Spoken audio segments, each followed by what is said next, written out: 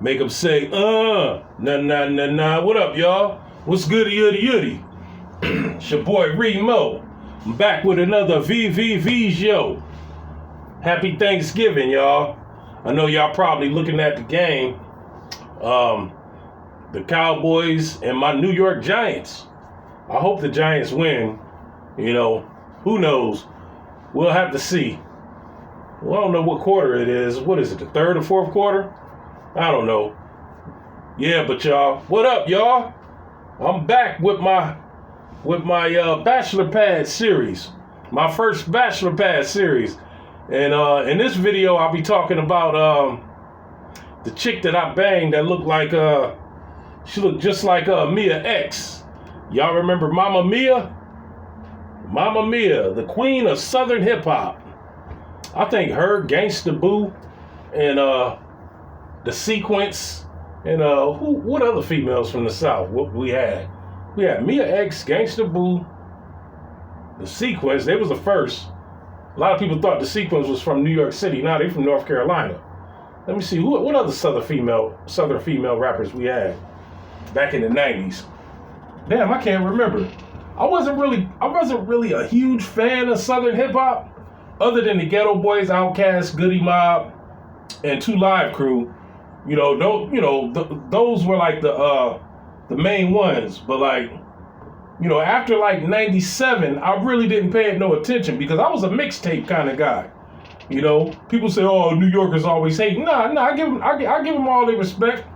I always had respect for Master P, Uncle Luke, and Cash Money. You know, Ron Williams, Baby Williams, and all them. Yeah, I had respect for them because they was entrepreneurs. They was on some independent shit, and they was making millions.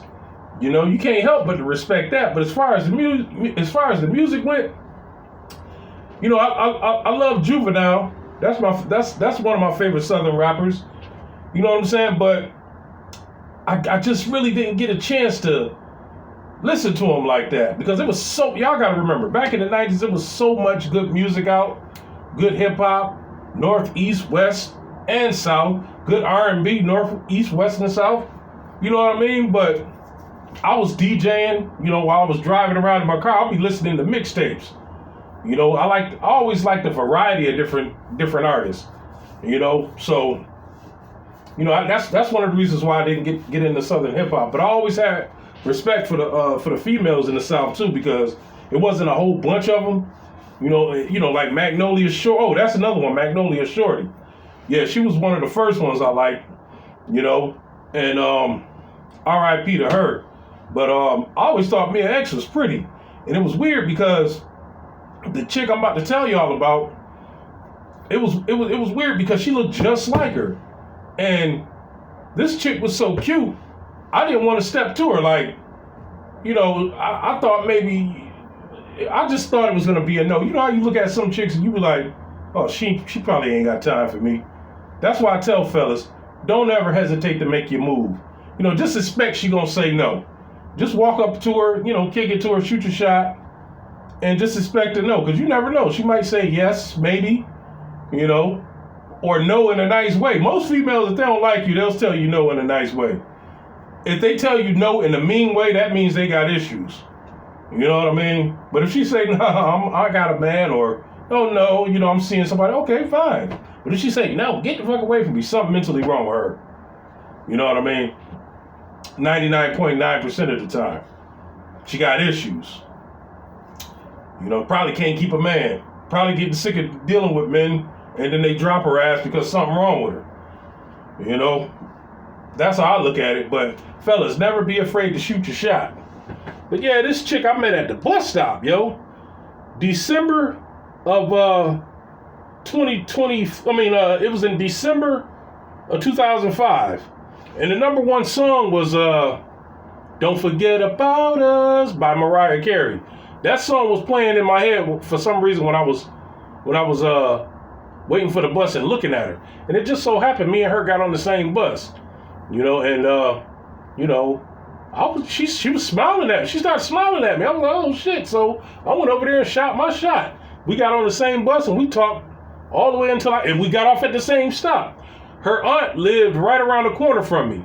And by this time I had a phone. So I gave her my phone number, and she called me that same night. And we talked all night on the phone. And I asked her, what she do for a living, and she was like, she work at McDonald's. I was like, McDonald's? Not saying nothing wrong with it. I worked at McDonald's when I was a teenager, but this chick had to be like 21, 22. She was like, yeah, she worked the overnight shift. She said she get paid more than anybody else. She was a manager. I was like, McDonald's got. I was like, wait a minute, what they got you doing on overnight? She was like, she worked through the drive-through window. I was like, what? Because at this time I didn't know McDonald's stayed open that late. I didn't know McDonald's stayed open 24 hours. I thought they always closed at 11 or 11:30. But she was like, nah, there's one in the city that's open 24 hours on Mount Hope Avenue, and she was like, that's the one I work at. I was like, oh yeah. I was like, oh okay. So I was like, oh okay, that's good. And I said, where you live? She was like, she was bouncing around. Back then, I always met chicks that was bouncing around, living from place to place. I'm like, damn. I'm like, what the hell is going on? She was living with her aunt. She was living with her mother. Then she was living with her sister. She was living all over the place. My uncle used to call it from pillow to post. From pillow to post. I guess that means whatever bedpost you can lay your pillow at, that's where you're going to stay. I don't know if anybody ever heard that before. I don't know where he got it from, but no, that's been a saying in my family for decades. From pillow to post. I've been there, so I know what it's like. But for the most part, I had my own apartment. You know what I mean? But and then I told this chick, I was like, I got my own apartment. She was like, where at? I said, right across the street from that bus stop in that building. She was like, oh, you stay in that building? She was like, yeah, I know a couple people that said. She was like, you know this person? I was like, nah, I don't know nobody. I said, I keeps it moving. Ain't trying to get to nobody. I ain't trying to get to know anybody, but I eventually did get to know my neighbors that lived directly across the hall from me. Him and his wife. Matter of fact, his name was Jay, and he just died recently. He got beat to death. He was a cool dude, man. He was a real cool guy. He was a barber. But anyway, let me stick to MIAX. So I told her, I was like, yo, what time you get off? Because I was on winter recess by this time. I was out of school. I was going to college and shit. It was getting close to Christmas and New Year, so I was out of school. I told her, I was like, yo, come over whenever you want. I should have never said that because this chick was coming over all the time. And like I said, she was living pillow to post. So she probably thought that I was going to be her rest haven. She probably thought that I was going to be a rest haven for hoes, like what Goldie said on the Mac. I ended up telling her later on, this ain't no rest haven for hoes, but anyway, she told me she would come over, once she got off work. And jokingly one time, I was like, okay, since you getting off at 7 in the morning, because she used to work 11 to 7. I said, bring me some hot cakes, sausages, and hash browns and orange juice. I said that jokingly. And she was like, I ain't bringing you nothing. She was like, I'm the woman. You supposed to be buying me stuff. And I was like, yeah, okay, whatever. I said, I got you. And I'm thinking, I don't know what I'm going to buy her 7 o'clock in the morning. I ain't getting out of my bed. Shit. I'm out of school too. But I ain't think nothing of it. I didn't even think she was going to come over. So later on, that morning, 7:45, close to 8, about 7:45, she came ringing the doorbell. I looked, she had a bunch of McDonald's. I asked her to bring some hotcake sausages and orange juice. She bought like a stack of hotcakes, like 5 orange juices, a bunch of hash browns. I mean, she bought a lot of stuff. She bought a lot of food. She brought a lot of food that was gonna last me a couple days. And the thing about it, she brought all them hotcakes with only like 2 things of syrup. I'm like, damn. She was like, you ain't got no syrup here in your cabinet? I was like, nah. I said, but I'm gonna have to buy some now. So, damn. So I used the little syrup that she brought me. I was like, damn, where you get this stuff from? She was like, oh, they was gonna get rid of all this stuff. And I was like, damn, you could at least grab me a handful of syrup. But I was like, okay, I should have had some syrup in my cabinet, but I didn't. So I ended up buying some syrup later on. It was a Dollar Tree down the street from my house. But anyway, me and this girl got real cool. You know, we grew real close. You know, she was very honest. She was brutally honest. I don't remember what her birthday sign was, but you know, long story short, we hit it off real good. Next thing you know, I was in them panties. I remember one time I was about to leave. I was about to walk her to her aunt's house, which was only maybe like a 5-minute walk, but it was late. And she was like, she stopped me before I opened the door, and she told me to give her some right then and there. She said, I want you to dick me down before I go over there. She was like, it's depressing living with somebody.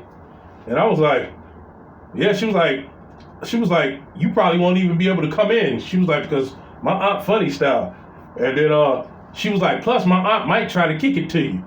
And she was like, and I work overnight. She might try to sneak over your house while I'm at work. I was like, nah, I ain't that type of dude. I never did get to meet her aunt because she was hell bent on me not coming in her aunt's house and meeting her and whatever. But before I walked her home that night, I beat it up right in my living room, right by the door. You know, right in the walkway to the door.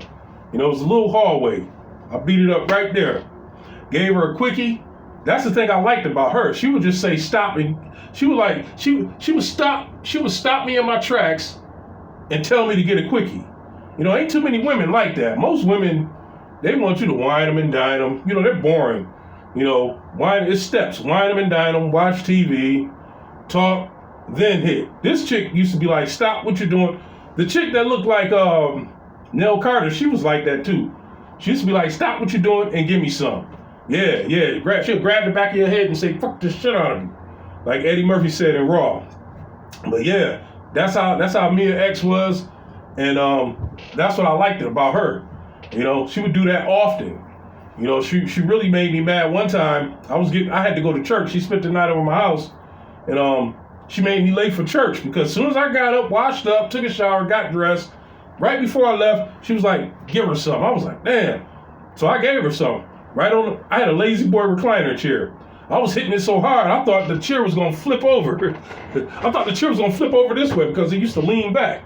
I thought it was going to flip over that way because she was in the doggy style position with her knees in the chair, and I was hitting it. She was like, I thought she was going to do a front flip, and I was going to do a front flip with her. But I was hitting it so hard for like 15 minutes. I looked down, and there was a menstrual cycle mess all on the condom and all in my pubic hairs. I was like, oh man. And then my bus came, and she was laughing. She was like, you ain't gonna take a shower? I was like, nah, because I'm gonna miss this bus. So I got on my bus, got to church all late. I'm sitting there in church the whole time like, man, I got this. I was like, man, I hope this chick ain't got no diseases or nothing, because her blood was all down there on my pubic hairs. It was crazy. But I remember another time she spent the night over my house. I was tired as hell. I didn't feel like doing no sexercise. You know what I mean? I woke up one day and she was giving me some top, and it was real good. But like, she was laying all over me. I couldn't even get up. Like she had her legs all on my. She was laying on my lower half, on the lower half of my body, giving me head. I couldn't even get up. I'm like, yo, like, she had me trapped. And then I looked over to my right. She knocked all my CDs down by accident, but she didn't pick them up. That's the thing that got me. Matter of fact, that's what woke me up when she knocked my CDs over. Because I had my CDs stacked up on my stereo, and she knocked them all down. And so she was like, walk me to my aunt's house. She was like, I gotta go to work early today. I was like, okay. Walked her to her house, came back, and I'm putting my CDs back. And I noticed she had cracked my Poetic Justice CD. You know the soundtrack to Poetic Justice. She laid on it while she was laying on me. She laid on it and broke it. Broke the whole CD case and the CD. I'm like, damn, how the hell she do this? I don't know, but I was pissed. So right then and there, I said, man, this chick can't come over like that no more. Because that was the second time she did some clumsy shit like that. I can't remember the first time. She did something that pissed me off. And I was like, okay, she getting a little bit too comfortable over here. So I had quit calling her. She was calling me. I was ignoring her phone calls. Then she started coming by, knocking on the window. I remember I had my cousins over. We was watching the Super Bowl or something, and it may have been the playoffs or something. She was knocking on the window. I'm like, yo, I got company, man. I started brushing her off because she started becoming a nuisance. You know what I mean? And then it got to a point where, you know, she'll call me and be like, can I come over and spend the night? Can I come over and spend the night? I'm like, damn, man, I got company. She was messing me up. So she was like, oh, you must got another girl over there. I'm like, come over here. I'll show you who over here. And then, no, you can't spend the night. So one day she came over all battered and bruised. I guess her and her aunt got into a fight. And I was like, yo, I'm over here with my peoples, man. But luckily, it just was my cousin Quentin. He had just got out of jail.